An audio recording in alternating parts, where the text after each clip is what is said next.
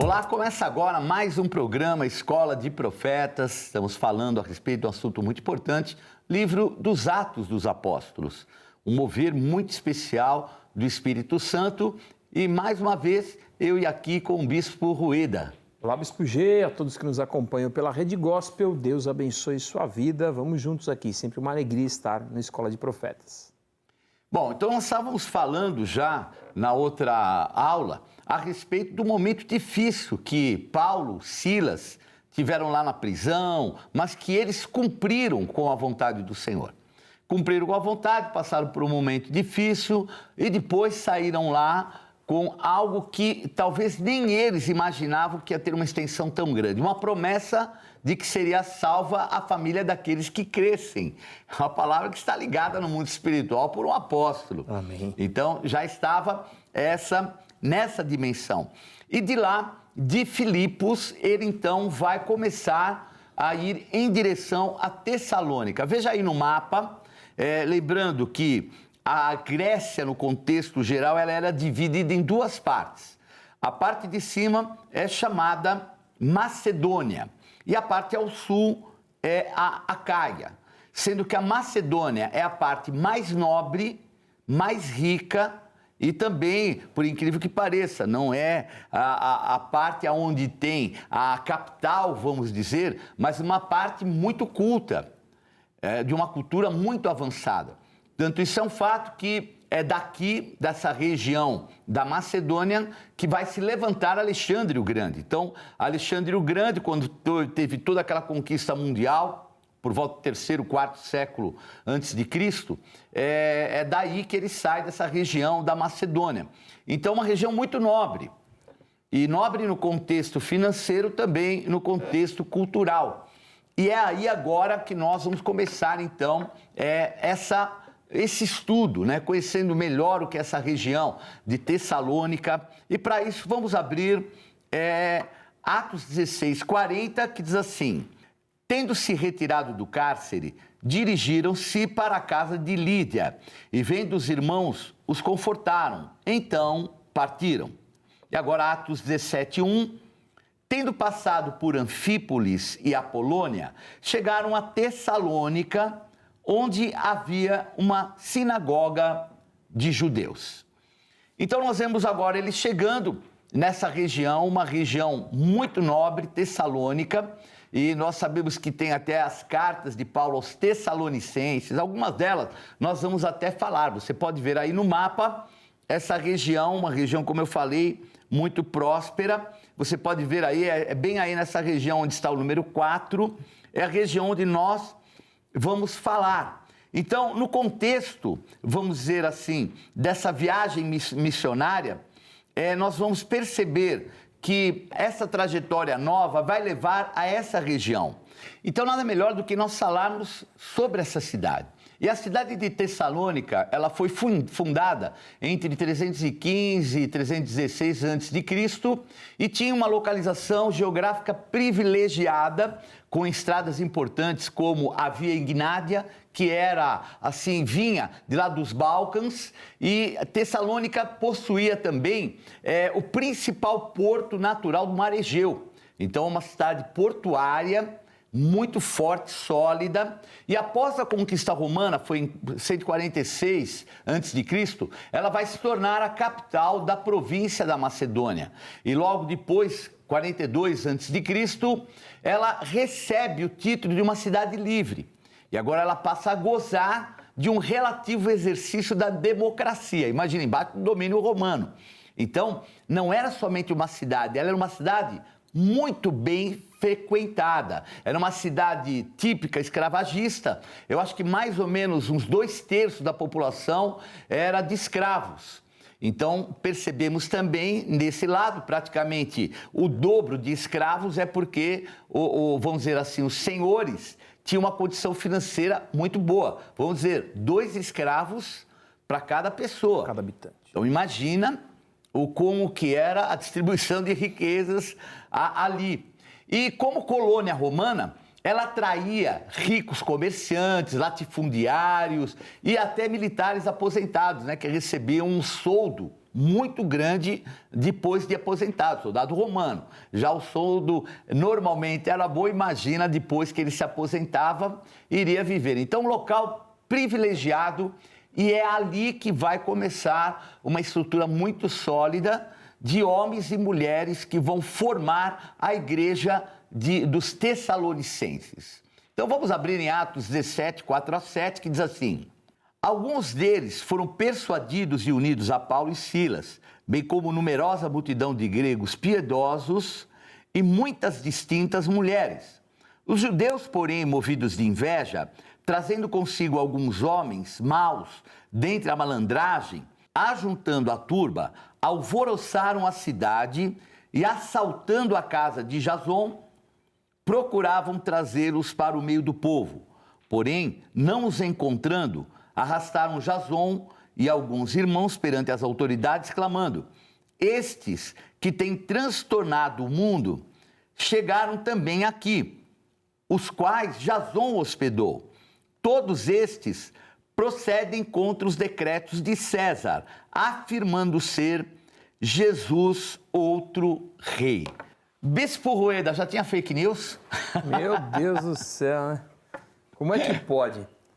Hoje está em alta a história da fake news, né? Fake news, ó, fake news aqui é ótimo. Não tinha nem o STF para prender ninguém lá, né? Não, já ia estar do outro lado também, né? Bom, olha só, o evangelho estava entrando, como o bispo aqui estava explanando, numa das cidades mais importantes daquele contexto geopolítico, né? Era uma cidade de pessoas ricas, influentes, pessoas que eram militares aposentados, todos tinham laços e navegação livre em Roma.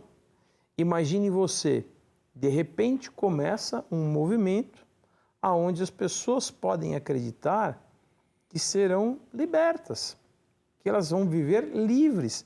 E essa palavra para uma cidade que 2/3 dela é escrava, não tem como não causar um alvoroço, né?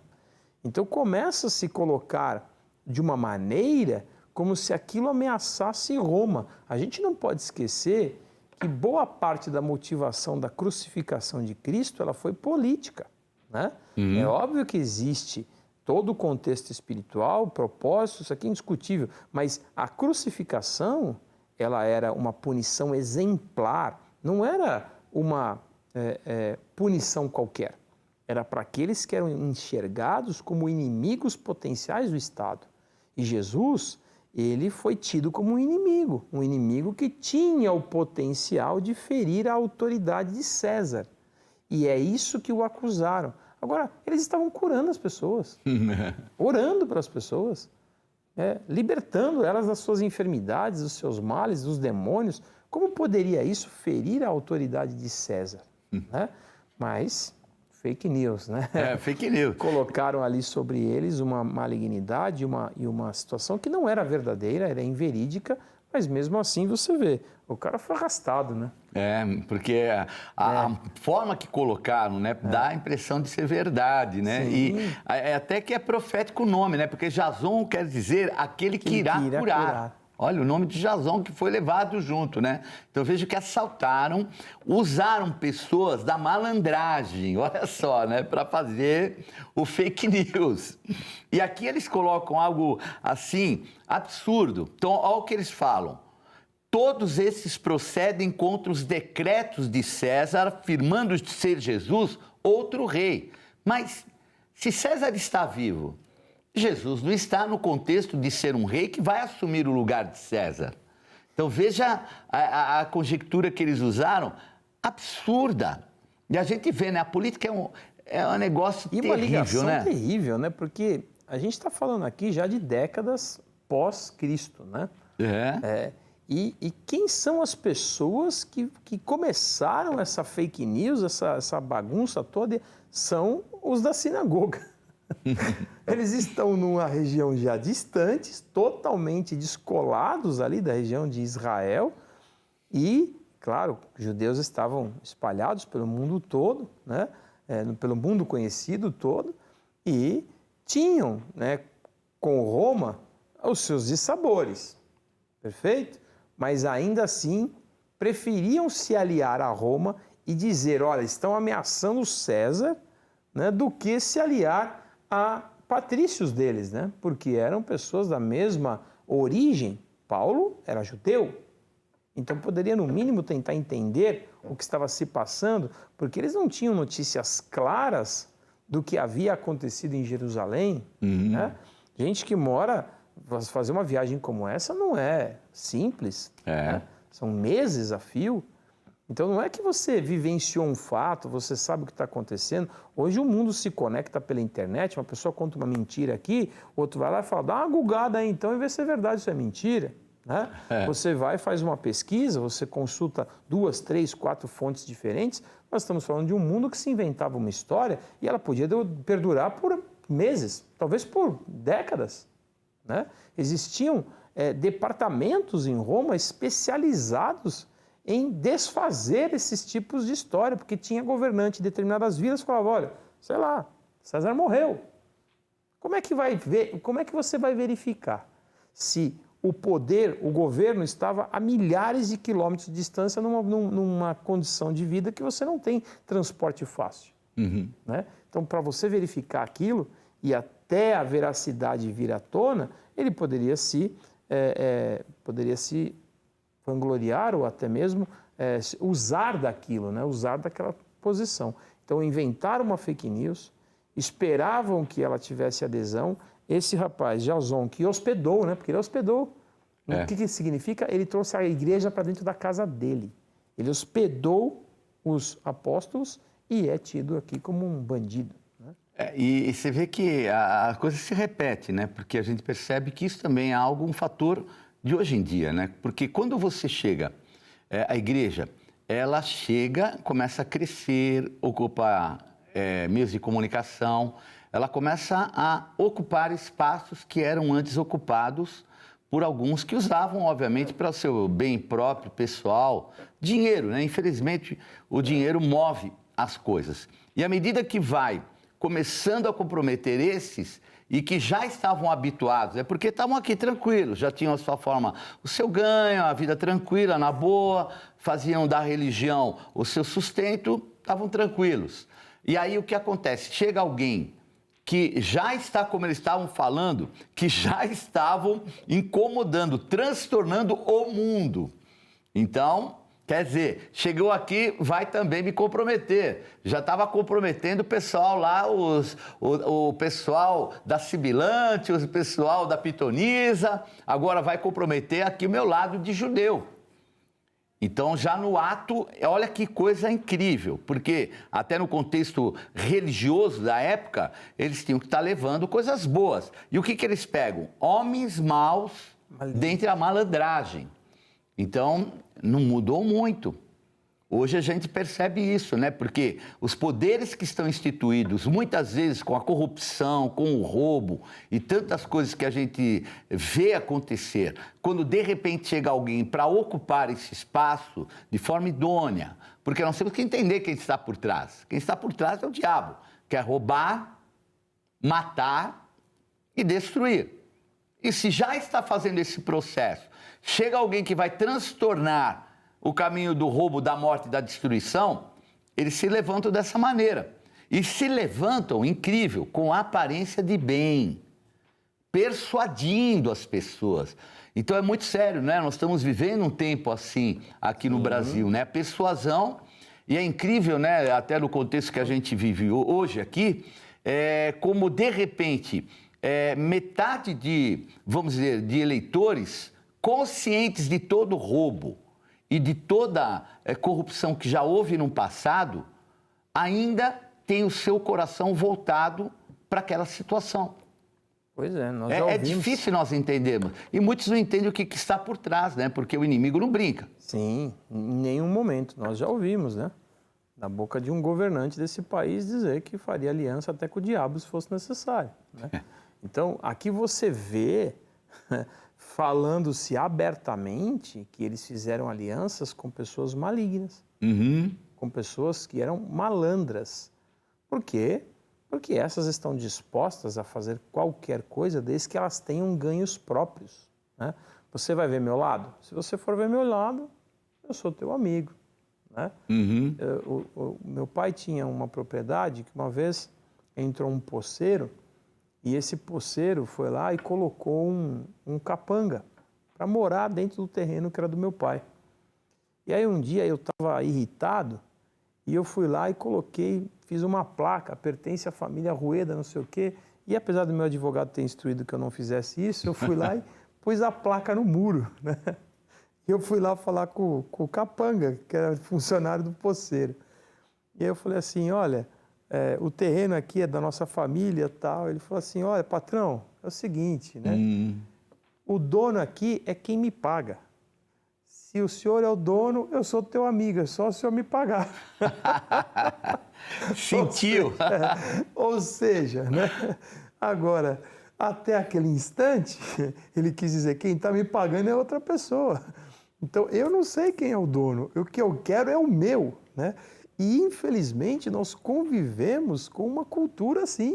Qual é o preço? Qual é o preço, né?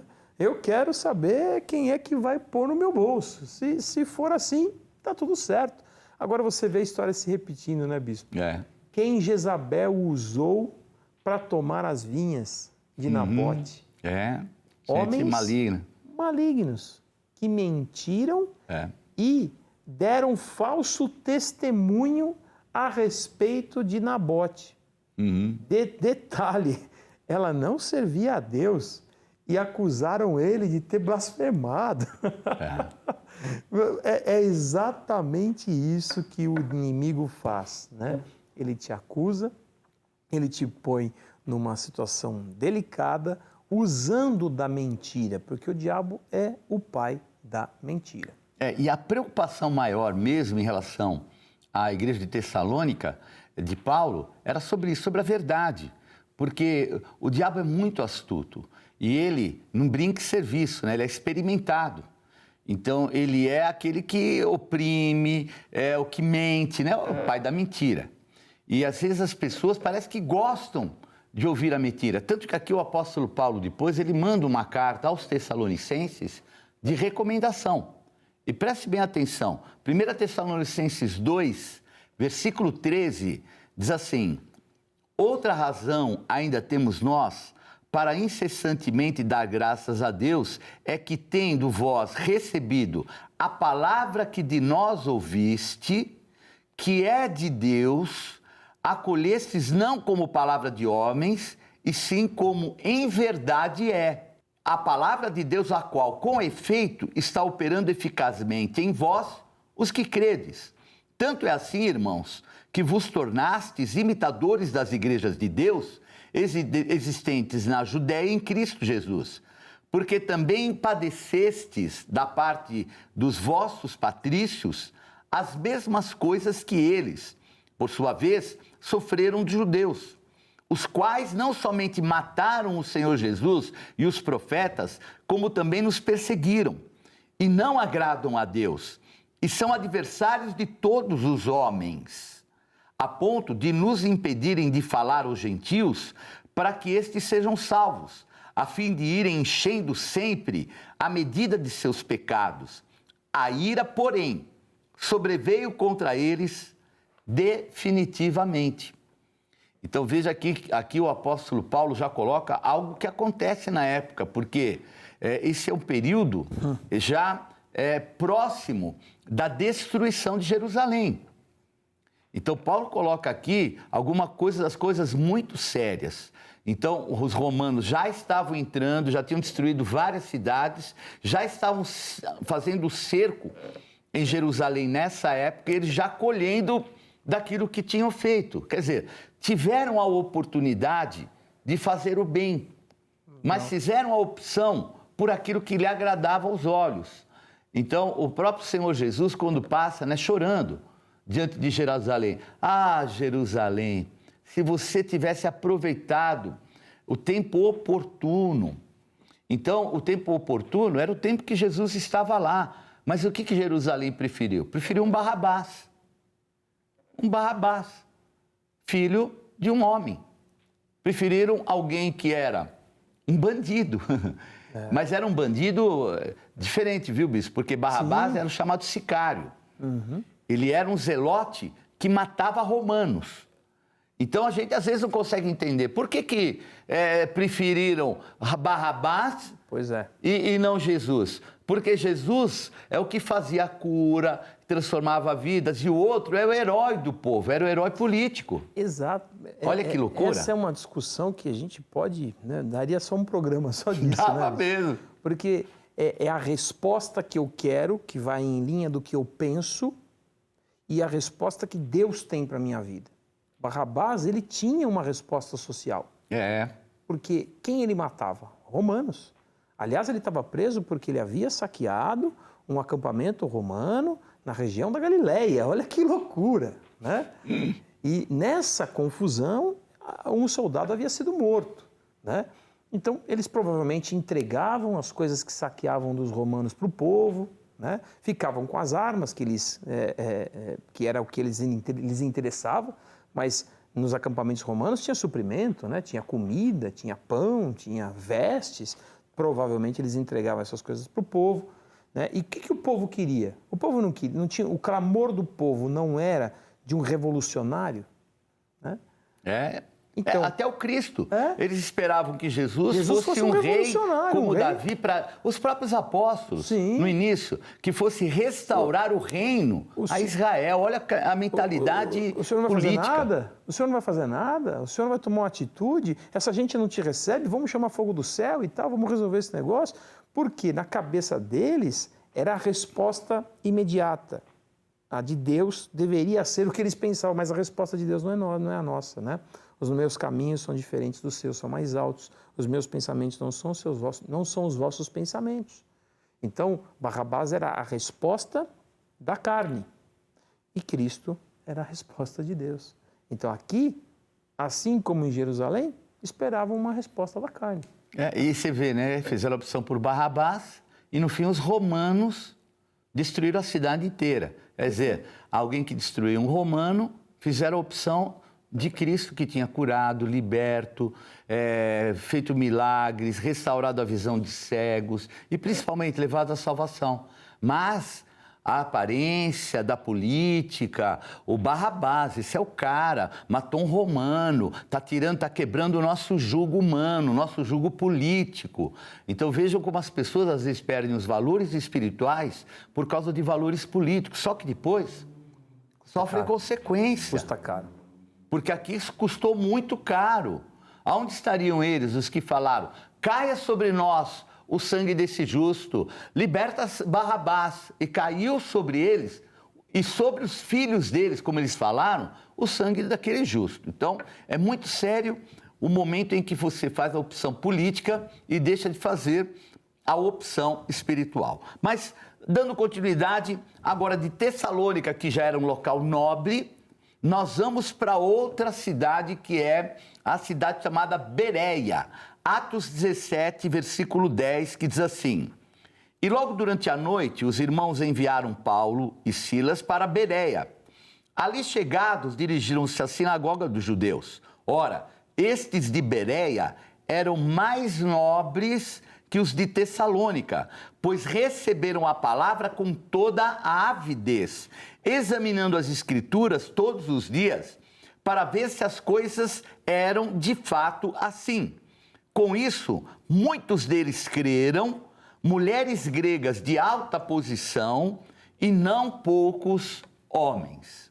Então vejam que, agora você pode ver aí no mapa, Bereia ficava bem próxima de Tessalônica, e nesse mapa você vê, eles se dirigem para Bereia, estão se aproximando mais da região da Acaia e encontram alguém mais nobre ainda do que os tessalonicenses. Bispo, mas essa nobreza era de riqueza?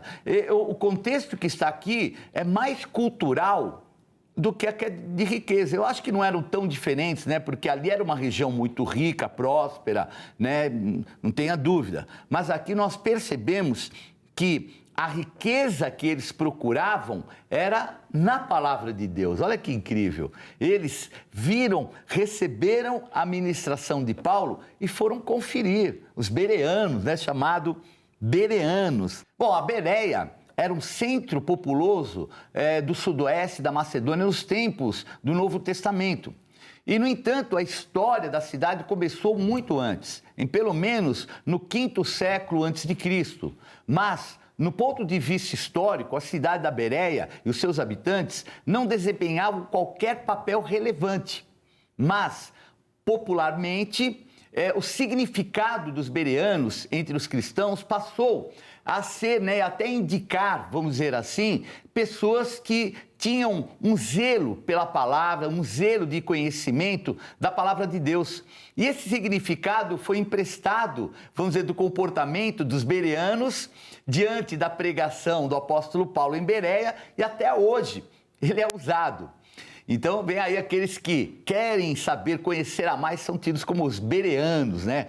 Quer ver se confere mesmo, estudam, buscam. E a cidade, ela ficava no sopé das montanhas do Olimpo. E a cerca mais ou menos de 60 quilômetros de Bereia estava a importante cidade de Tessalônica. Então, era bem próxima, de Tessalônica, mais ou menos 60 quilômetros. E também ficava a cidade de Pélia, onde Alexandre o Grande, ele nasceu. Então, veja, Bereia era muito próximo da região onde o homem mais importante da Grécia se levantou, Alexandre o Grande. Então, ela tinha também muito fácil acesso, porque era a principal estrada que ligava aquela região da Ásia e também a toda a Anatólia, Itália. E próxima a ela estava, então, um local muito conhecido, muito forte, muito estruturado financeiramente. Então, é importante a gente conhecer bem a respeito dos bereanos. Mas vamos ver aqui, para que nós possamos já deixar bem claro aquilo que é ser um bereano. Porque nós vivemos um tempo, bispo, que as pessoas, além de não querer conferir se é certo ou não, elas muitas vezes se alimentam até daquilo que não devem se alimentar. Palavras, moveres.